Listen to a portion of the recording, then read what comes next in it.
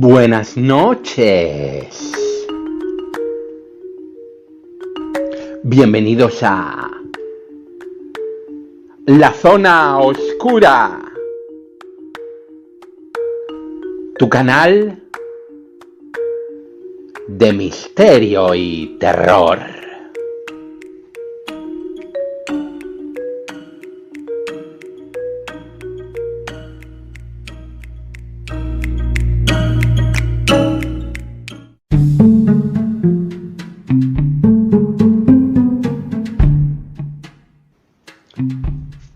Este programa existe gracias a ti para poder seguir contando la verdad más oscura de nuestra realidad. Te pedimos que te suscribas a nuestro canal, que nos apoyes dando un buen me gusta a nuestro canal. Nos ayudas indeciblemente. Es La Zona Oscura del misterio y terror. Estamos en Spotify y en iVoox. Suscríbete y dale un buen me gusta. También nos puedes encontrar en redes sociales. Estamos en Facebook, estamos en Instagram y estamos en Apple Podcast. Recuerda, si te gusta, suscríbete y dale un buen me gusta a este programa. Te lo agradecemos desde la oscuridad.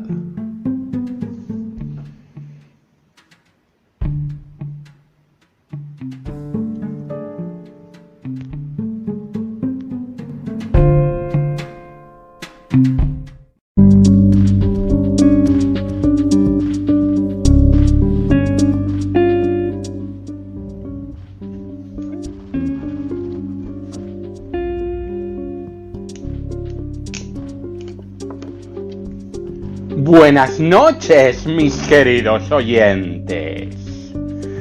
Desde algún lugar, buceando en las cloacas del Estado, les saluda su humilde servidor, David The Last Tomcat. Sí, señores, sí, señoras, hoy, como habrán podido adivinar por el título, volvemos a alejarnos de los temas que solíamos comentar en este programa. Si ustedes recuerdan, normalmente tratábamos de posesiones diabólicas, fenómenos poltergeist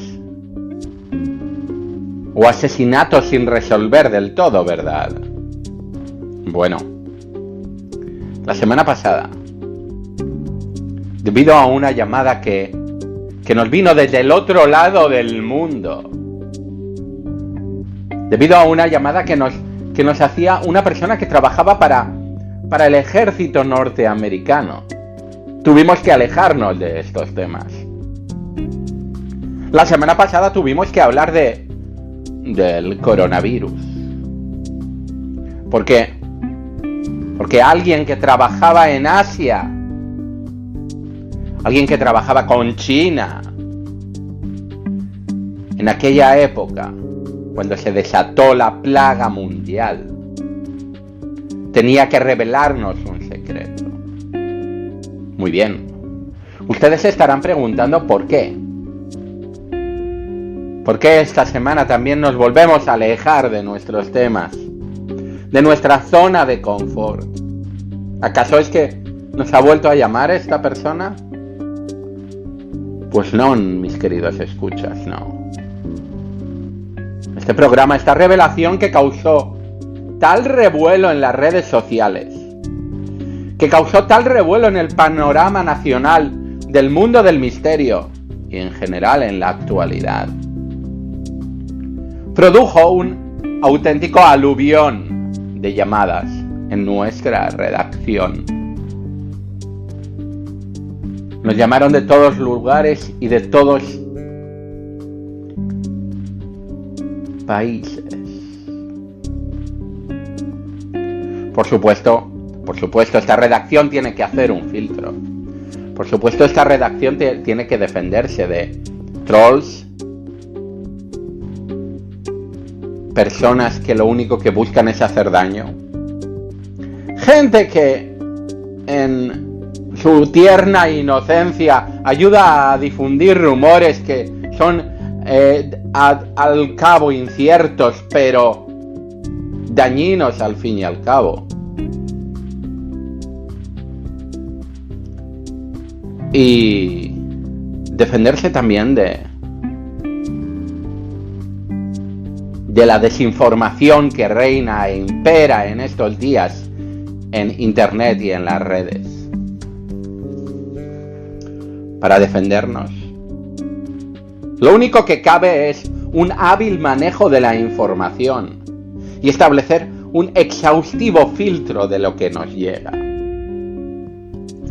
Para poder hablar con ustedes, para poder informarles de los oscuros tejemanejes de las altas esferas del globo, para poder hablarles de las tenebrosas historias de las que les hemos ido hablando este año.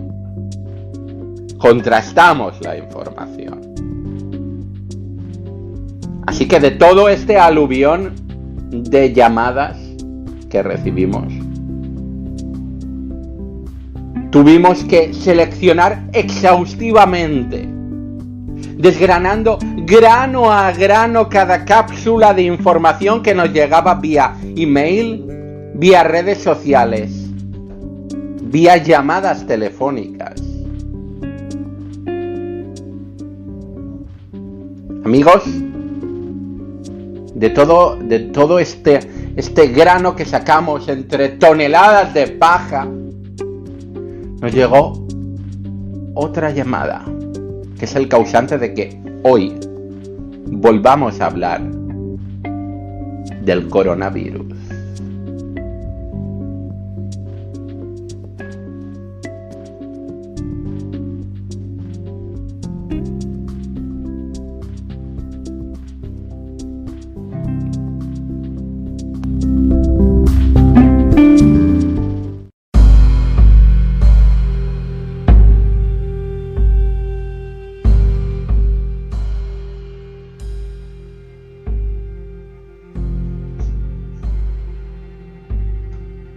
Esa llamada, mis queridos oyentes, esa llamada venía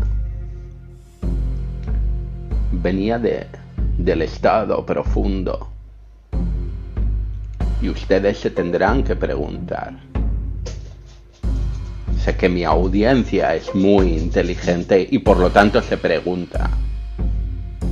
Se está preguntando en estos momentos qué diantre es el estado profundo.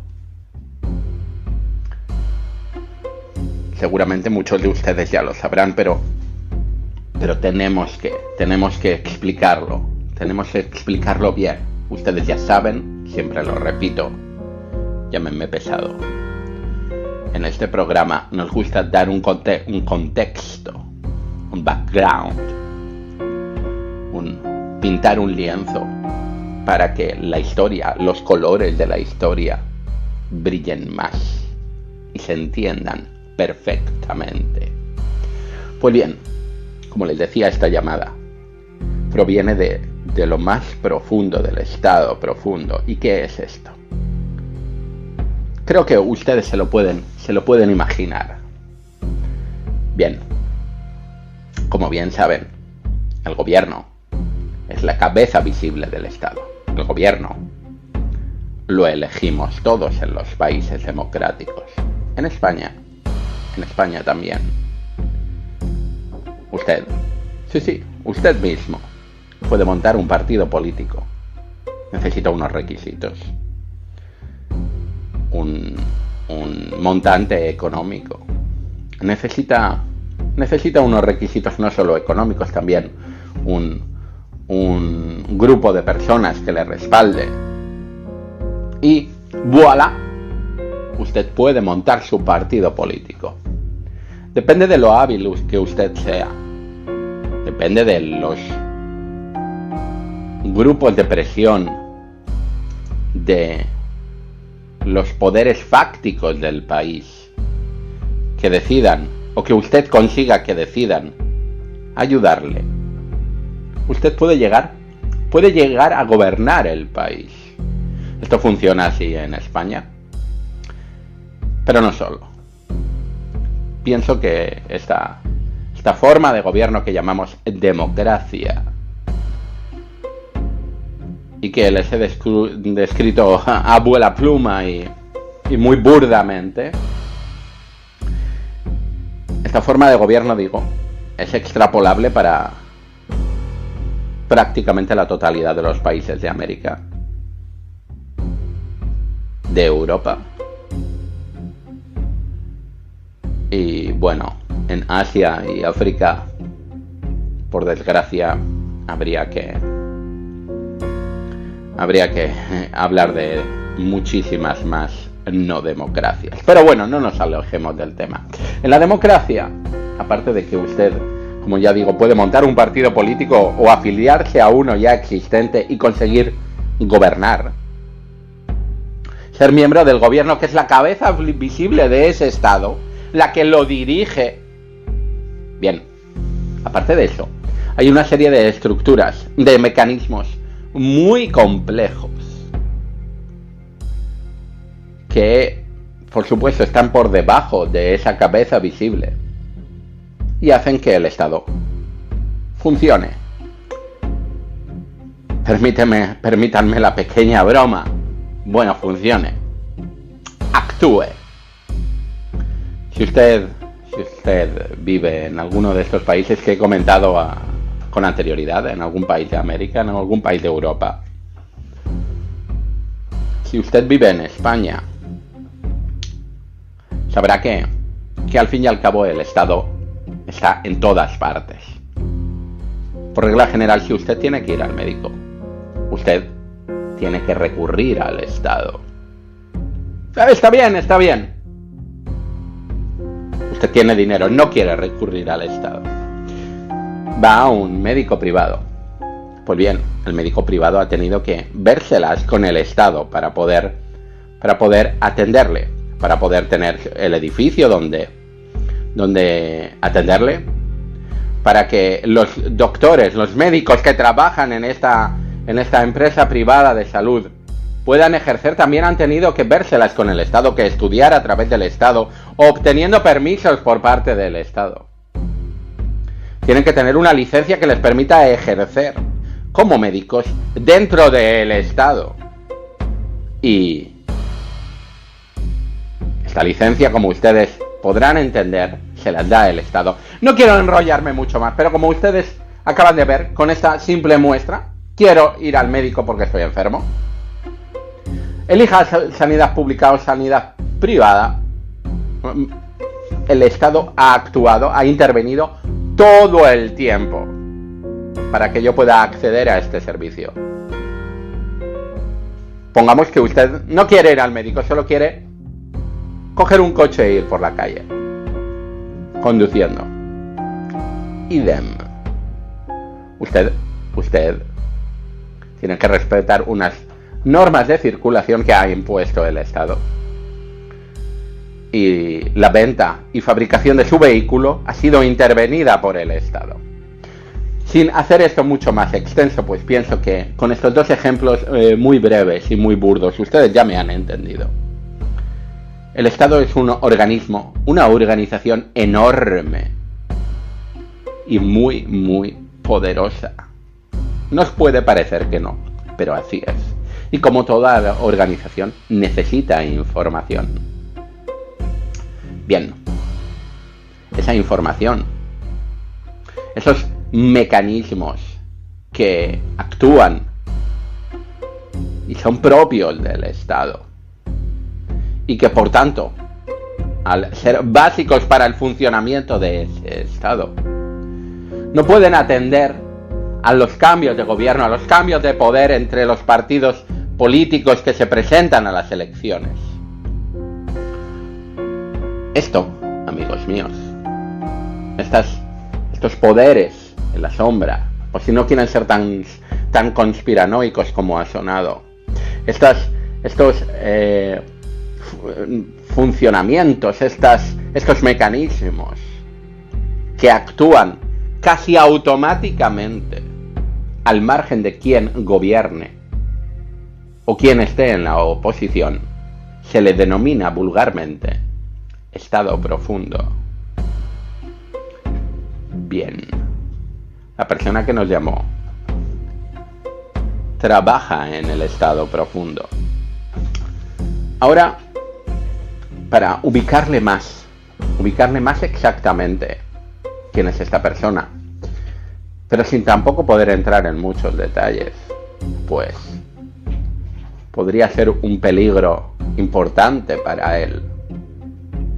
Tengo que hablarles de, dentro del estado profundo, lo más profundo de él, lo más oculto, lo que menos vemos todos los días. Digamos que lo que hace funcionar, por ejemplo, el dinero que mueve la seguridad social, que por cierto es muchísimo, y que hace que las personas que no tienen un seguro privado, un seguro médico privado en España, puedan ir al médico y ser atendidos por la sanidad pública. Estas arcas no las maneja ningún político. Este dinero no lo maneja ningún gobierno, lo maneja el estado profundo. Pero hay algo más profundo que esto. Son los servicios de inteligencia. Como ustedes saben, lo habrán oído seguramente muchas veces, quizás sin darle demasiada atención, pero como ustedes saben, la policía, la Guardia Civil, incluso las policías autonómicas, tienen servicios de información, tienen equipos de personas que se dedican a investigar, pero a investigar de manera anónima, a investigar qué sucede, a infiltrarse. Pongamos que soy la policía y quiero intentar evitar un atentado yihadista. Quiero evitar que ocurra otra vez lo que sucedió en las Ramblas de Barcelona en el año 2017. ¿Qué puedo hacer? Voy casa en casa del Raval, pongamos, de Barcelona, llamando a la puerta. ¡Policía! ¿Es usted un yihadista? Lógicamente no. Hay personas que han de infiltrarse en estos grupos, hay personas que han de pinchar sus teléfonos, hay personas que han de hackear sus cuentas para saber, para informar al estado profundo qué es lo que pasa y qué es lo que puede pasar. Pues bien, no solo la policía, no solo la Guardia Civil tiene servicios de información. El Estado, el propio Estado, también los tiene. ¿Habrán oído hablar de la CIA, de la KGB, del MI5? Pues bien, la persona que nos llamó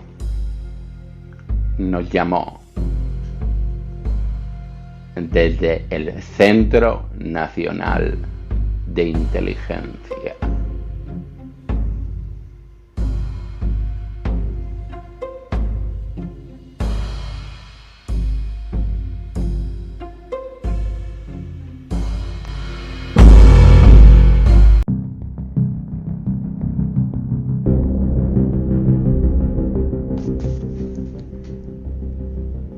El Centro Nacional de Inteligencia, el CNI,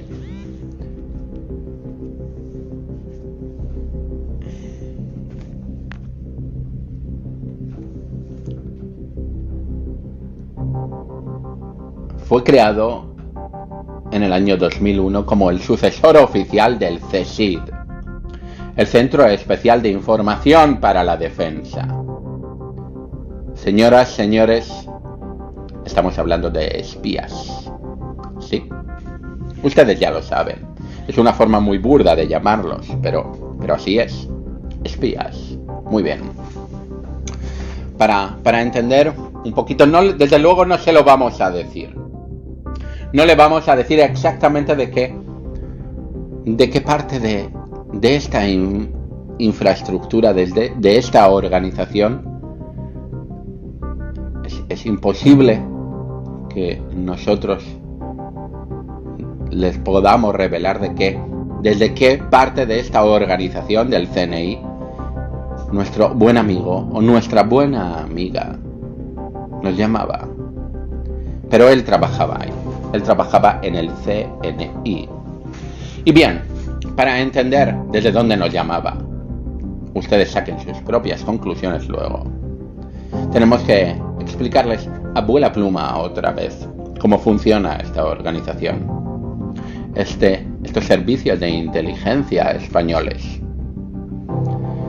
Pues bien, a la cabeza de esta organización encontramos la dirección. La Dirección Nacional de Inteligencia y Contrainteligencia. Esta parte de la organización informa directamente, y esto va a ser muy importante para lo que les tenemos que contar. Informa directamente al presidente del gobierno de España. De lo que vea pertinente, por supuesto. Pero le informa. Bien, recuérdenlo, por favor. Bueno, por debajo de él, y mucho más operativo, digamos que pinta menos para las fotos, pero es el que curra. Tenemos al secretario general. Como en casi todos, o mejor dicho, como en todos los ministerios en España, debajo del ministro tenemos al secretario de Estado. Bien, aquí tendríamos algo parecido. Bueno, también tenemos una parte que son las direcciones técnicas. Son, digamos, los que se encargan de las diferentes parcelas técnicas que tiene que tocar un servicio de inteligencia. Y son la sección de recursos, la sección de inteligencia y la sección de apoyo a la inteligencia. Creo que no hace falta que explique mucho más en qué consisten estas secciones, ¿verdad? Bien. Después tenemos otra parcela, otro área de esta organización, que es la Oficina Nacional de Seguridad, o conocida por sus siglas ONS. Aquí encontramos la parte del CNI que se encarga de la protección de los datos que guarda celosamente esta organización de inteligencia. Bien. Dentro del CNI también vamos a encontrar el Centro Criptológico Nacional. Como ustedes podrán imaginar, es el que se encarga de encriptar y desencriptar lo que vea pertinente esta organización. Luego tenemos una oficina, un sector, un área dentro del CNI, que son los que se encargan de hacer llegar todo lo que sea relevante y todo lo que sea necesario que se tenga que hacer llegar al secretario general, que recordemos es el que luego le habla al director. Bien, esto es esta oficina, este grupo de personas que tiene que recopilar y decidir qué hay que hacerle llegar y qué tiene que saber y qué tiene que hacerle saber al director y luego, por lo tanto, al presidente del gobierno de España. Se llama la Organización de Apoyo al Secretario de Estado. Por último, y aquí no podemos decir mucho más porque es imposible averiguar, por mucho que usted bucee en internet o por mucho que usted le quiera preguntar a las personas que trabajan en el CNI. Como decía, es imposible averiguar nada más Lo único que sabemos es que hay otra parcela, otro área dentro del CNI, que se llama Organismo de Despliegue Territorial. En esta área, lo único que le podemos decir es que aquí trabajan los miembros del personal del CNI que están desplegados en el país y en el resto de países. Muy bien. Como decía, la persona que nos llamó trabaja en el CNI. Ahora les contaremos la historia que nos contó. Terrorífica e indignante. Y ustedes sacarán sus propias conclusiones. ¿En qué parte de esta organización de inteligencia trabaja nuestro amigo que nos informó? Seguro que sabrán darse cuenta.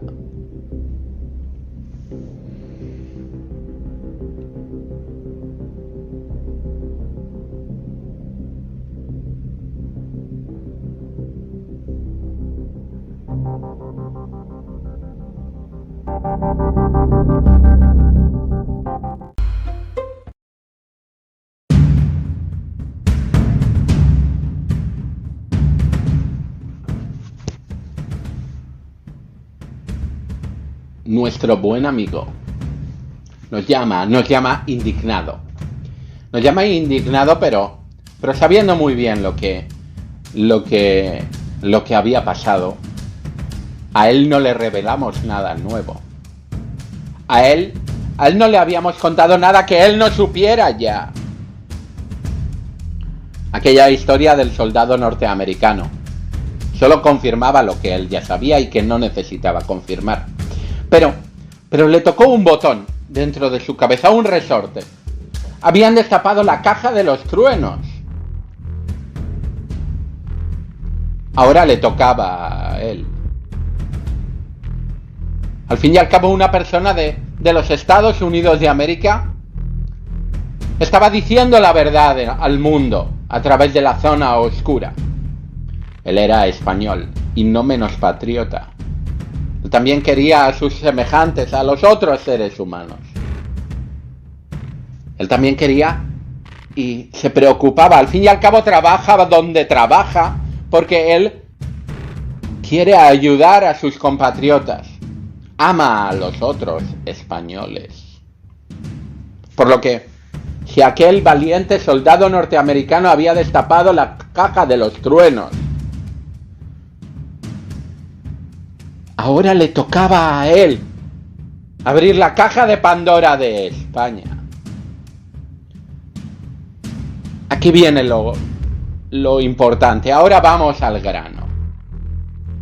Como ustedes habrán adivinado por el título de este podcast, les vamos a contar. Les vamos a contar lo que pasó en el año 2020. ¿Recuerdan al doctor don Fernando Simón? Solo habrá algunos casos aislados. ¿Recuerdan? Bueno, cuando se está grabando este podcast, en la primavera del año 2021, llevamos más de 70.000 muertos en España, muertos por COVID. Vale, de acuerdo. Ellos tienen derecho a equivocarse. Son seres humanos. No lo sabían. ¿No lo sabían? Bien, nuestra amiga,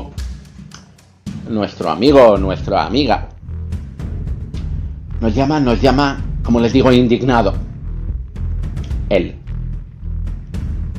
como les digo, trabaja en el CNI. Y a él, a mediados del del mes de diciembre de 2019, le empiezan a llegar extraños reportes donde está trabajando. Digamos que para una persona que visualiza las redes sociales e internet de uno de los países más herméticos del mundo, pero la gran superpotencia emergente, la superpotencia asiática y el origen de todo. Para esta persona, lo primero que resalta es la desaparición de ciertas personas que están revelando o intentando revelar a sus compatriotas asiáticos lo que está pasando. De buenas a primeras, youtubers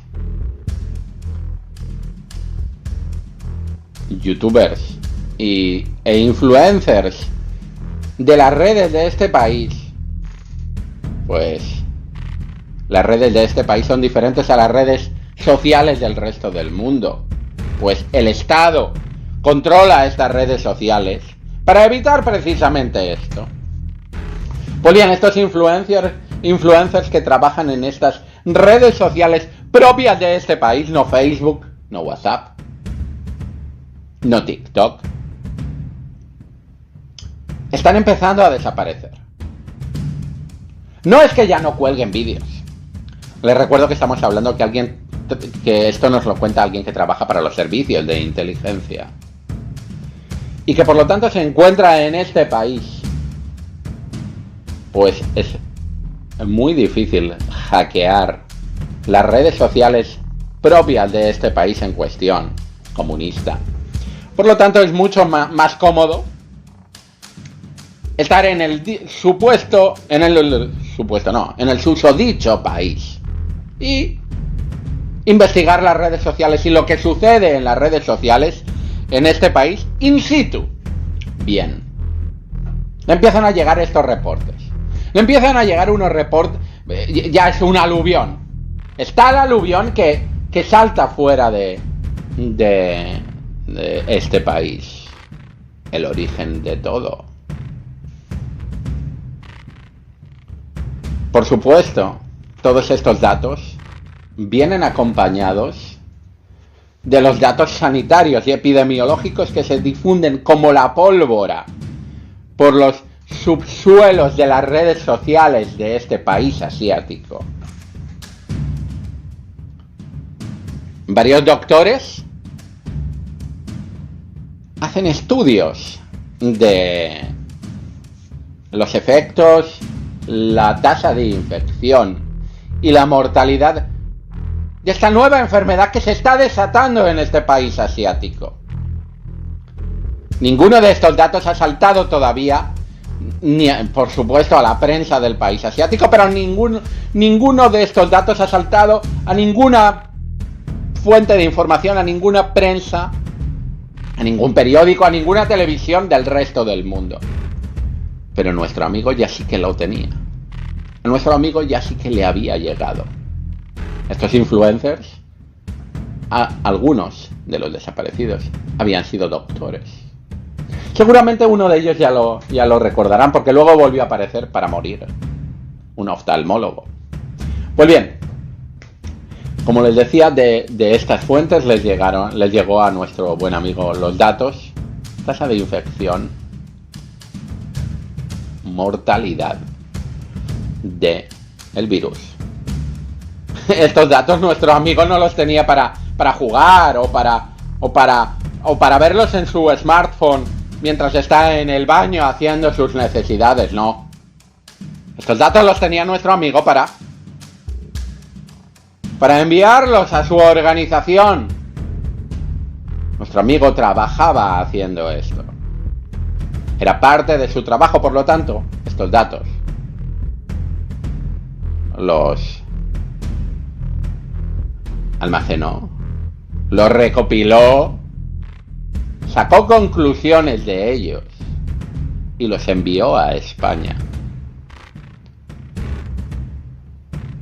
Grosso modo le venían a decir que estábamos ante una nueva enfermedad con una tasa de contagio casi 3 veces más alta que la de la gripe común.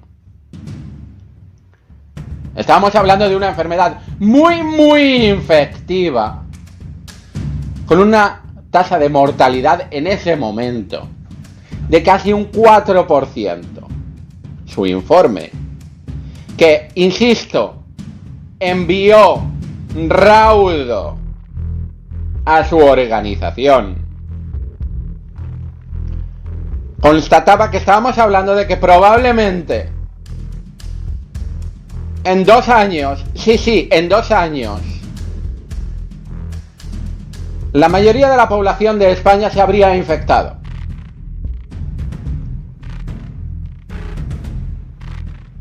Nos hablaba también que en torno a 2 millones de personas iban a morir. 2 millones de personas en España estoy hablando. Ese primer informe que hace, recopilando, analizando todos los datos a los que había tenido acceso de forma legal o ilegal en esa dictadura en la que trabajaba, le decían que 2 millones de españoles iban a morir en los próximos 2 años. Que esto estaba ya en camino, ya se había desatado en el país asiático, pero ya se estaba extendiendo, ya había salido, estaba fuera de control. Envía este informe el día antes de Nochebuena del año 2019. Esto era lo que nos tenía que decir nuestro amigo. O sea, el Estado profundo sabía que el coronavirus, y además en una versión para aquel entonces mucho más mortífera, estaba en camino.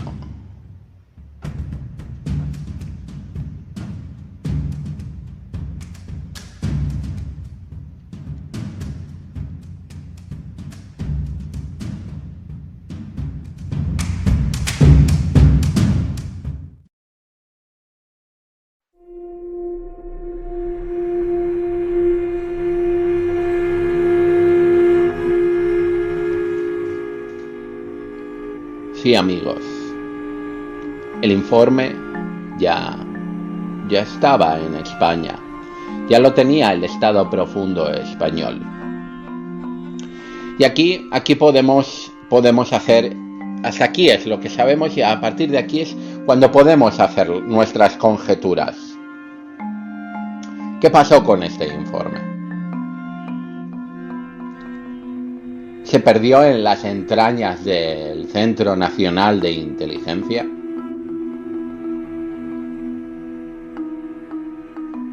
Continuó su camino correcto, llegó hasta, después de pasar por todos estos estamentos que les comentaba en el organigrama del Centro Nacional de Inteligencia, después de pasar por todos estos niveles, llegó al director del Centro Nacional de Inteligencia y se lo cayó.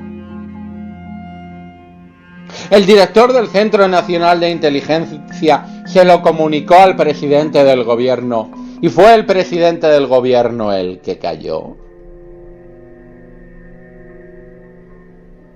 ¿O nunca llegó a las altas esferas del Centro Nacional de Inteligencia? No lo sabemos.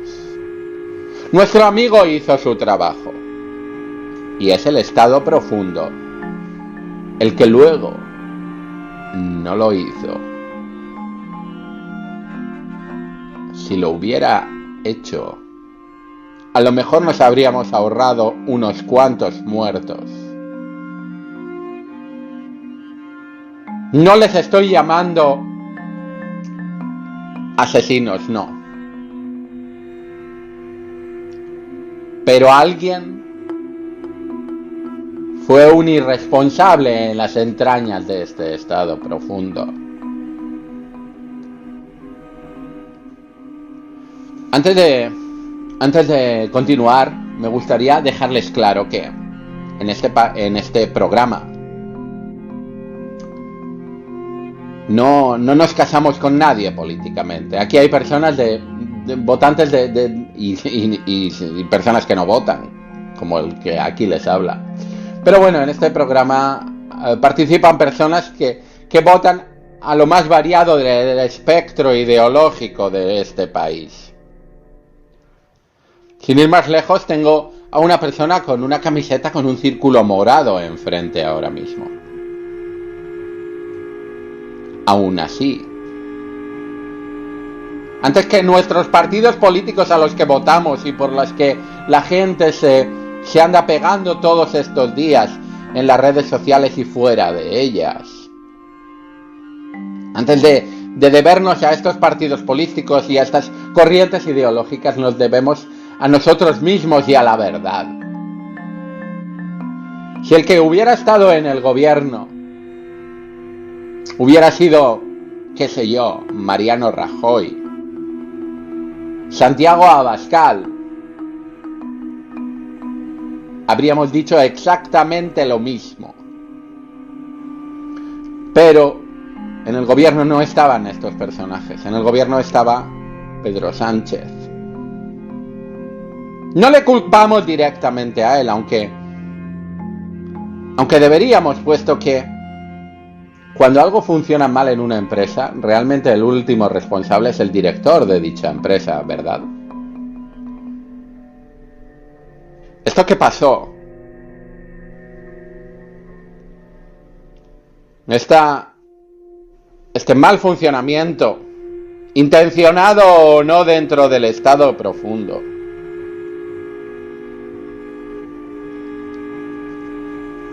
pasó en una empresa llamada España. Por lo tanto, ¿a quién tenemos que culpar?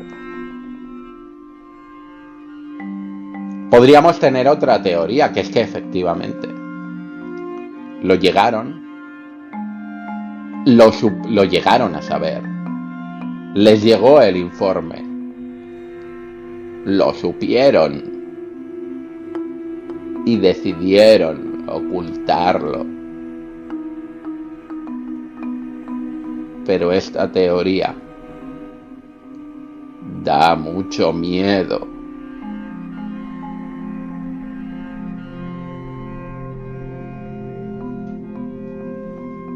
Sin mucho más que contarles, tenemos que terminar aquí. Les recuerdo que esto es La Zona Oscura. Estamos en Instagram, estamos en Facebook. Y pueden escuchar nuestro podcast aquí en iVoox y en Spotify. En Amazon tenemos una colección de relatos de terror editada por este programa llamado Demasiado Oscuro, que les encomiendo a que compren. Denle un buen like, suscríbanse y piensen esta noche.